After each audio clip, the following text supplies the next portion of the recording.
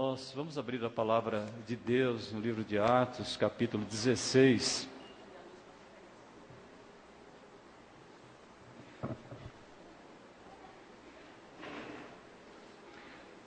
Atos, capítulo 16, versículos de 11 a 15.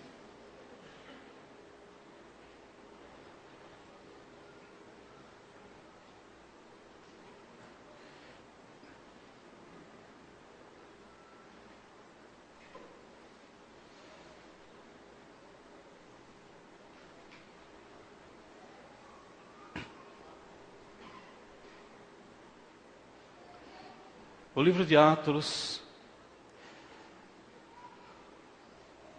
é o relato do que o Espírito Santo fez através dos discípulos. Então, após a morte de Jesus, ele ressuscita. Ele também avisa os discípulos que receberiam o poder do Espírito Santo e que através do poder do Espírito Santo eles iam levar uma mensagem para o mundo inteiro, começando por Jerusalém, Judeia, Samaria e até os confins da terra. Então, Atos tem essa finalidade de trazer para nós os relatos, os fatos históricos da ação do Espírito Santo na vida do ser humano. Alguém tem dúvida que a vida muitas vezes é um fardo? Uma cruz?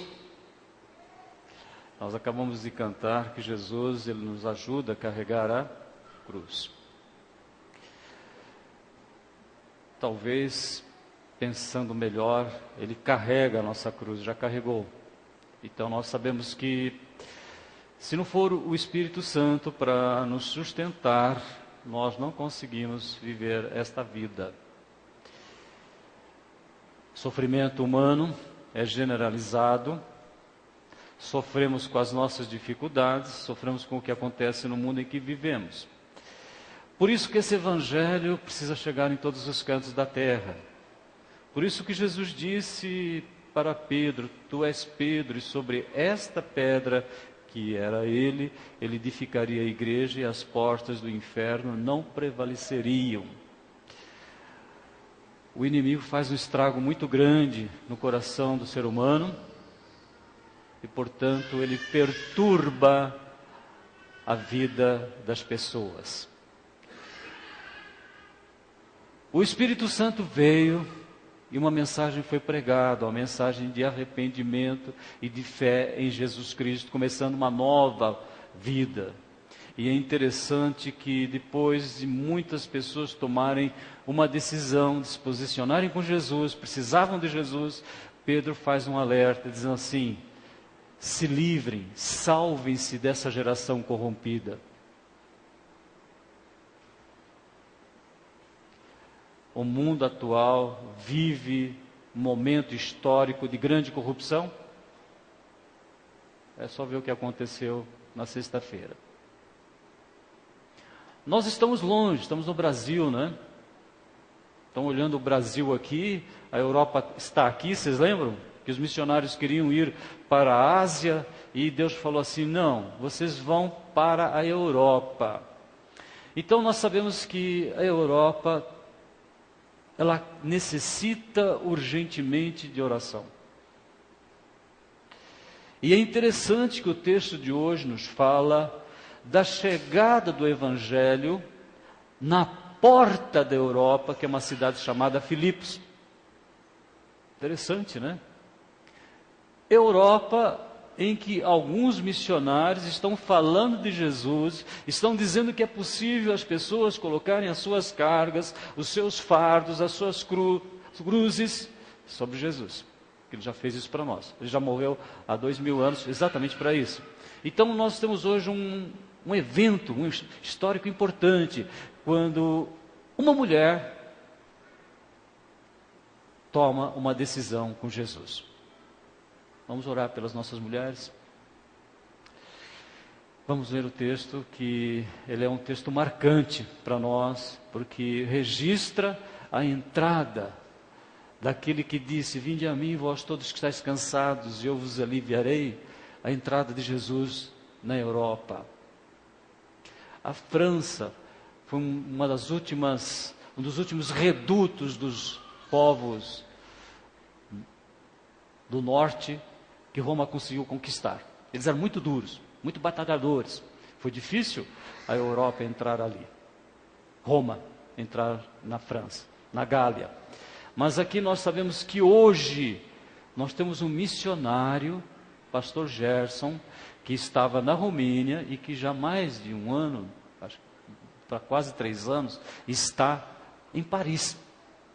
Então, naquilo que aconteceu na sexta-feira, um missionário, um brasileiro da Igreja Batista estava lá. Só Jesus para mudar o coração das pessoas, só Jesus para dar alguma tranquilidade para um país, para uma nação. E um dos maiores desafios que nós temos nesse sentido, no mundo ocidental, é a França. A França é o lugar mais difícil que você pode imaginar para pregar o Evangelho. Vamos ver o que aconteceu? Atos 16, 11 a 15. Partindo de Troade, navegamos diretamente para Samatrácia. E no dia seguinte, para Neápolis. Dali partimos para Filipos, na Macedônia, que é colônia romana e a principal cidade daquele distrito. Ali ficamos vários dias. No sábado, saímos da cidade e fomos para a beira do rio, onde esperávamos encontrar um lugar de oração. Sentamo-nos e começamos a conversar com as mulheres que haviam se reunido ali. Uma das que ouviam era uma mulher temente a Deus chamada Lídia, vendedora de tecido de púrpura da cidade de Tiatira. O Senhor abriu o seu coração para entender a mensagem de Paulo. Tendo sido batizada, bem como os de sua casa, ela nos convidou dizendo: se os senhores me consideram uma crente no Senhor, venham ficar em minha casa, e nos convenceu.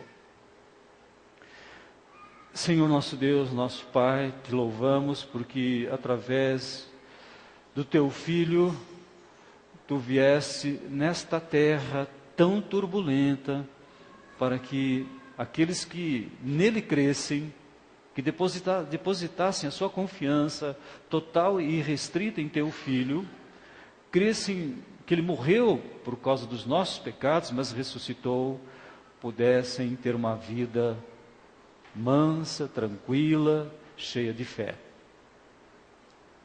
Apesar de toda a turbulência que nós vivenciamos nos nossos dias, nós te imploramos, Senhor, que esses aspectos fundamentais do Evangelho continuem crescendo dentro de cada um de nós. No poder do Espírito Santo, que nós suplicamos e oramos e agradecemos. Amém. Relembrando, Paulo, Silas, Timóteo queriam ir para a Ásia. Então, se você estiver de frente, olhando o mapa do Brasil, você imagina a Ásia desse lado. Deus falou: vocês não vão para a Ásia, vocês vão para a Europa. E é interessante como que Deus agiu e quais são os aspectos importantes que fazem com que uma vida, uma família, uma cidade possa ser transformada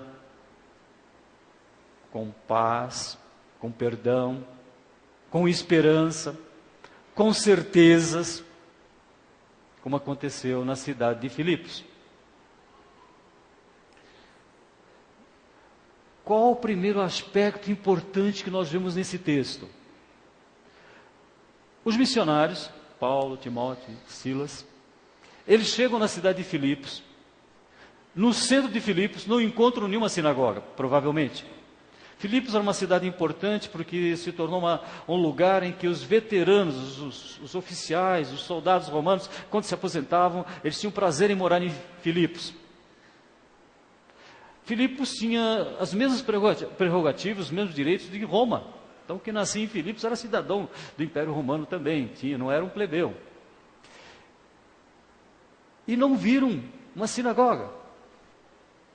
Provavelmente porque eles professavam uma fé, eles confiavam num único Deus, eles não acreditavam em Júpiter, em Netuno, em Zeus, em Diana, e por esse fato, então, o que acontecia? Os que criam no Antigo Testamento, os judeus, acabavam se deslocando para um lugar periférico da cidade. E é interessante nós vermos que Paulo e Silas foram para a beira de um rio, e ali eles encontraram um grupo de mulheres, olha que interessante, mulheres, não eram homens, e que elas estavam ali para adorar a Deus, estavam ali para glorificar a Deus, estavam ali para buscar a dependência de Deus. O texto diz assim, que sentamos-nos e começamos a conversar com as mulheres que haviam se reunido ali. Normalmente, numa sinagoga, você vai pensar o quê? São homens. Mas ali eram as mulheres que estavam reunidas naquela sinagoga para orarem. Era um sábado. Então, no sábado, elas separavam o sábado para poderem estar na presença de Deus. Aqui nós notamos um aspecto importantíssimo. A fé vem pelo ouvir.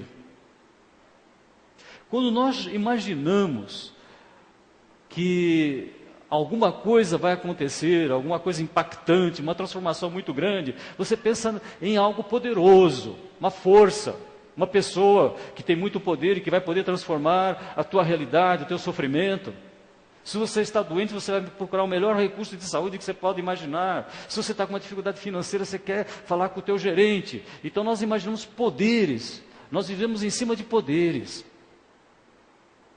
Mas a partir de hoje, nenhum de nós vai sair daqui iludido com o poder humano. Às vezes nós pensamos em levar o Evangelho para o Brasil inteiro, então a gente faz uma estratégia, cria uma série de métodos para fazer esse trabalho. Aqui vocês têm uma ação clara, precisa, de que o poder é o poder da palavra. Conversando, tal, lá, de repente elas falaram assim, eu quero esse Jesus que você está me contando. Muitas vezes a gente ouve dizer assim, não, eu preciso testemunhar de Jesus, a minha vida tem que ser tão perfeita que as pessoas vão querer conhecer Jesus. Isso é verdade? Eu assino embaixo. Antes santificai a Cristo em vossos corações, estando sempre preparados para responder com mansidão e temor a qualquer um que vos pedir a razão da esperança que há em vós. Mas é interessante nós prestarmos esse texto, elas não conheciam Paulo, elas não conheciam Silas. Paulo e Silas não fizeram nada de importante ali, mas eles estavam ali falando de Deus. Não fizeram nenhum ato, nenhuma cura, não resolveram o problema de alguém, mas a palavra, irmãos, por isso que coisa impressionante você perceber o poder da palavra. Começaram conversando, de repente, Lídia, eu quero esse Jesus.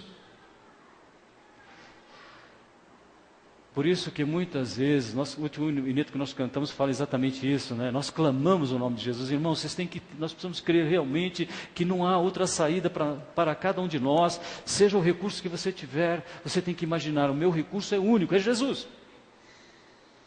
Começaram a falar de Jesus, pronto, de repente, as mulheres se interessaram, e inclusive uma que tinha um papel de liderança, Lídia de Tiatira. Tiatira era uma cidade da Ásia, uma cidade, vamos assim, parecida com a nossa Sorocaba, a indústria têxtil, a púrpura, que era um tecido muito valioso na época, que as pessoas nobres compravam. Ela era uma comerciante bem sucedida, provavelmente.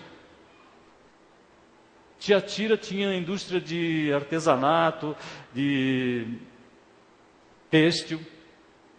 E ela estava em Filipos, tinha o seu comércio ali. Ela já tinha o seu sistema de adoração, ela ia todo sábado prestar culto a Deus. Mas ainda faltava algo para ela, porque o Evangelho é poder de Deus para a salvação de todo aquele que crê. Ele precisava ouvir o Evangelho. Ela só tinha ouvido falar do Deus poderoso, do Deus onipotente. Ela não tinha ainda entrado em contato com o nome de Jesus. Irmãos, deixem o Espírito Santo colocar isso na cabeça de vocês. Falem de Jesus. Você já pensou se o crescimento do reino de Deus dependesse apenas do nosso testemunho, da integridade do crente, crente sendo perfeito, um cidadão especial, uma pessoa inatacável? Existe alguém assim? Não existe, irmãos. Aí do crente que se acha que ele é bom, ele faz tudo perfeito, ele ora, ele lê a Bíblia, ele não dá mau testemunho. Todos nós erramos. Mas graças a Deus, glória a Deus, porque eu não vou dizer que com isso que você não deve crescer. Inclusive nós vemos isso na vida de Lídia. Então o primeiro aspecto importante do Evangelho, irmãos, não creio em nenhum poder, a não ser o poder do Evangelho. Estão dispostos a isso? Porque o Evangelho é poder de Deus para todo aquele que crê. Por isso que na carta aos Romanos diz assim, todo aquele que invocar o nome do Senhor será salvo. Todo aquele que invocar o nome do Senhor será salvo. Não importa qual é a dificuldade que nós tenhamos, nós só temos uma saída, invocar o nome do Senhor. E Ele vai direcionar o procedimento que nós tivermos que realizar na nossa vida. Todo aquele que invocar o nome do Senhor será salvo. Quando a Emilina estava falando que está grávida, a gente lembra de um irmão que orava junto com teu pai, né, com o irmão André. Ele falava assim, André, já faz tempo que nós estamos tentando, a gente tenta e perde, tenta e perde. Ele começou a invocar o nome do Senhor, ele reconheceu que quando ele começou a invocar o nome do Senhor, a gravidez foi para frente, o menino está aí forte, uma bênção. Invocar o nome do Senhor. Foi o que ele fez, invocou o nome do Senhor, engravidou mais uma vez e não teve a decepção que teve muitas vezes. Não foi uma vez só, foram várias vezes. Lembra disso?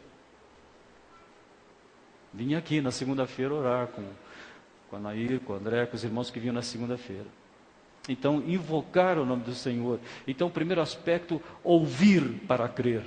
Por isso que a gente vai suplicar para Deus, para que a gente possa ter um contato, possa ouvir muito mais. Segundo aspecto importante que nós vemos nesse texto, diz que ela era temente a Deus. Interessante, né? Ela tinha uma vontade de ser temente a Deus. Então, numa multidão de pessoas, você pode ter certeza que existem alguns que estão buscando realmente ao Senhor, que estão querendo ter um contato mais íntimo com Deus. O profeta Jeremias, no tempo do profeta Jeremias, Deus falou assim, e vocês clamarão a mim, virão orar a mim, e eu os ouvirei, vocês me procurarão e me acharão, quando me buscarem de todo o coração. Ela era uma comerciante bem-sucedida, ela já tinha a sua religiosidade, mas ainda faltava no seu coração a presença de Jesus. Então não é suficiente a pessoa ser temente a Deus, ela precisava algo mais que ela não conhecia ainda. Mas você que já conhece, você que já ouviu falar de Jesus, e você que está buscando ter uma intimidade maior com Deus, Jesus que faz a diferença.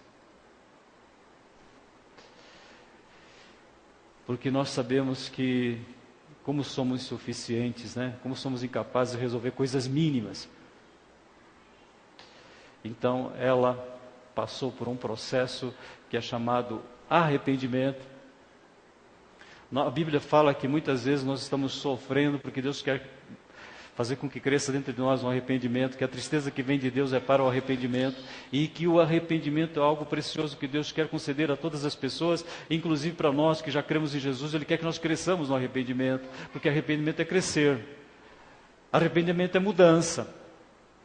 Arrependimento é deixar uma opinião errada para seguir uma opinião certa. Arrependimento é você deixar daquilo que você pensa para fazer o que Deus pensa. Eu penso. Você não pensa nada. Pensamento que presta é só o pensamento de Deus. Por isso que você tem que ler a Bíblia, por isso que eu tenho que conhecer a palavra. Mas eu penso assim. Não tem, é Deus que pensa. Então Lídia tinha as suas convicções. Ela ia todo sábado lá na beira do rio, no lugar que fazia adoração. Mas quando ela ouviu os missionários falarem de Jesus, ela quis saber mais. Não é? E como é bom você saber que o arrependimento é algo promovido, feito único e exclusivamente pelo poder de Deus. Na carta aos Romanos, ele pede para que nós tomemos cuidado. Ele diz assim: quem é você que julga os outros? Por favor, não me julgue ninguém, irmãos. Olha o que Deus está falando. Quem é você que fica julgando os outros? Que fica emitindo pareceres das pessoas? Quem somos nós para fazer isso? Ele diz assim: quem é você que faz isso? Porque você está desprezando a benignidade de Deus, que pode levar aquela pessoa ao arrependimento. Ou será que você despreza as riquezas da sua bondade, da sua tolerância, da sua paciência, não reconhecendo que a bondade de Deus leva ao arrependimento? Então, Lídia é um exemplo marcante de alguém que ouviu, de alguém que se arrependeu. Ela podia dizer assim: não, Paulo, Silas, Timóteo, eu já conheço Deus.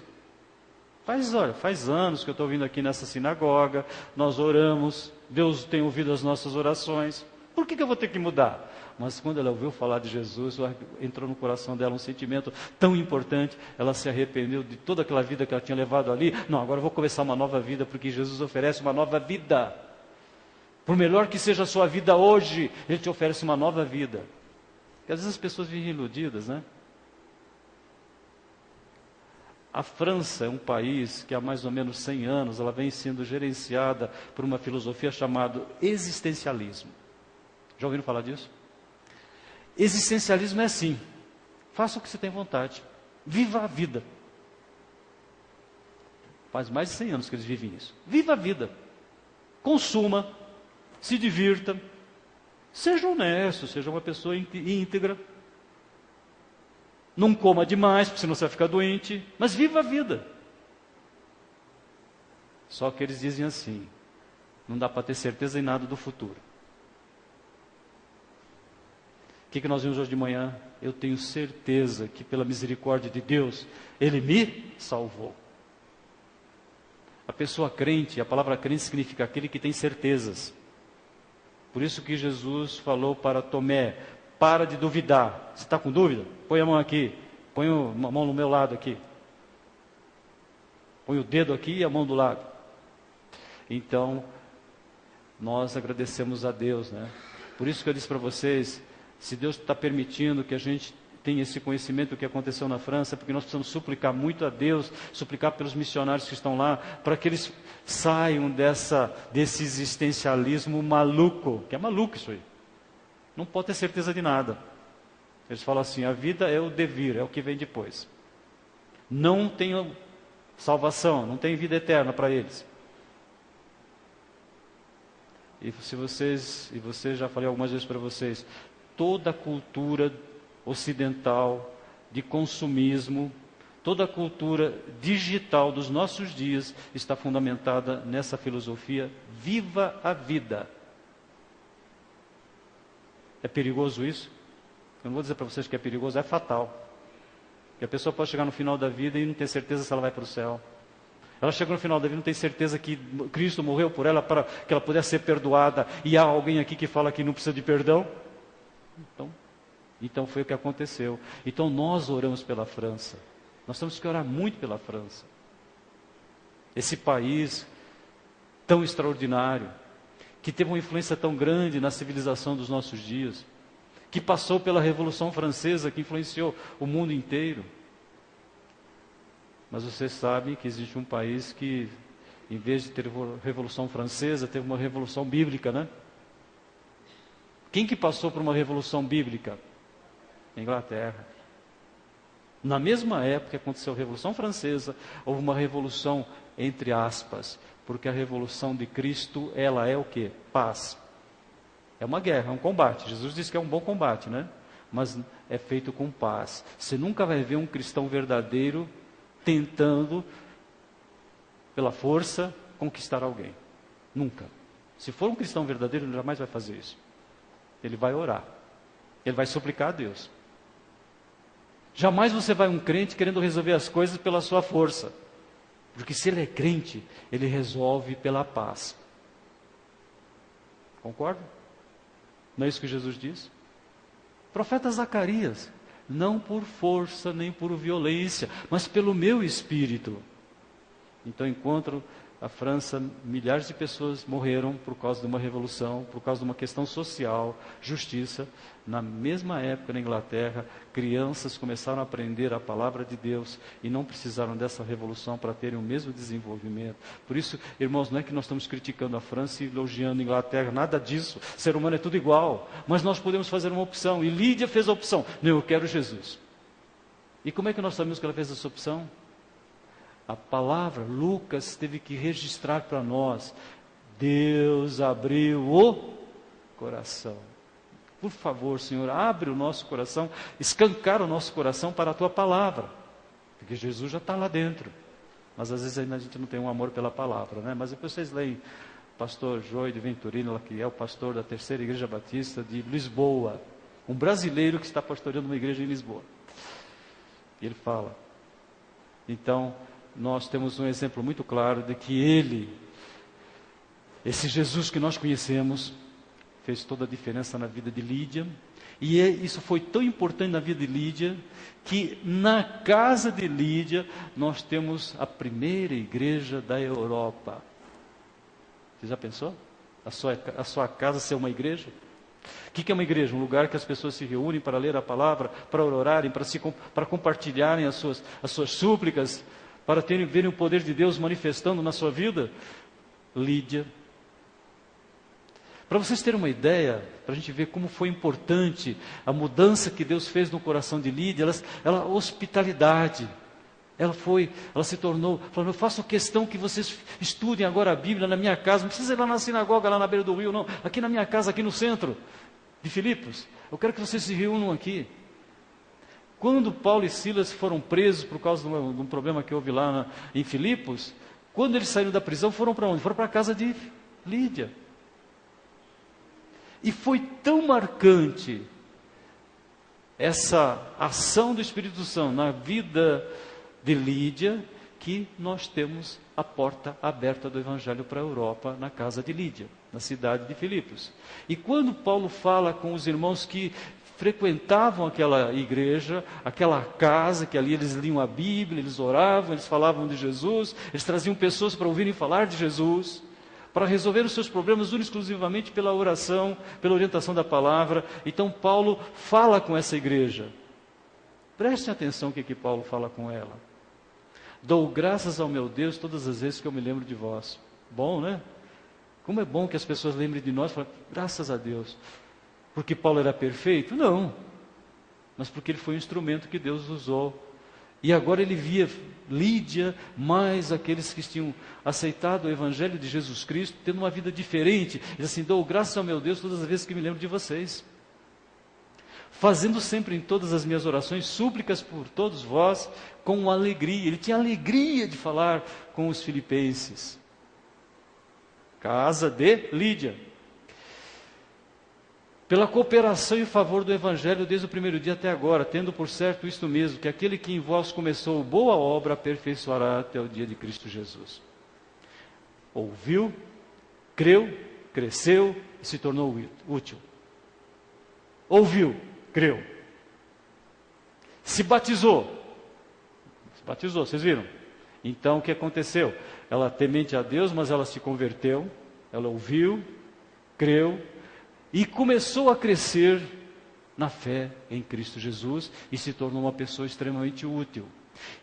Quem de nós não quer ser útil? Você não quer ser útil dentro da tua casa, com a tua esposa, com teus filhos, com teus pais?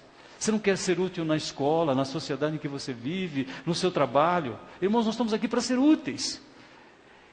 Talvez poucos exemplos tão marcantes nós encontramos de pessoa útil, o caso de Lídia. Por isso que Paulo diz assim, é uma oração para nós hoje, né? E isto peço em oração, que o vosso amor aumente mais e mais no pleno conhecimento e todo discernimento. Senhor, aumenta o nosso amor, aumenta a nossa utilidade, sermos úteis para as pessoas. E ser úteis para as pessoas é começando a falar Jesus para elas. Para que aproveis as coisas excelentes. Chega de fazer tanta coisa errada, né? para que aproveis as coisas excelentes, a fim de que sejais sinceros e sem ofensa até o dia de Cristo, cheios do fruto de justiça que vem por meio de Jesus Cristo, para a glória e louvor de Deus. Quem é salvo da geração, essa geração que nós vivemos hoje, que nós continuamos vivendo nela, enquanto Deus quiser que nós fiquemos aqui na terra, ouve para crer, crê para mudar e muda para servir. Você entendeu?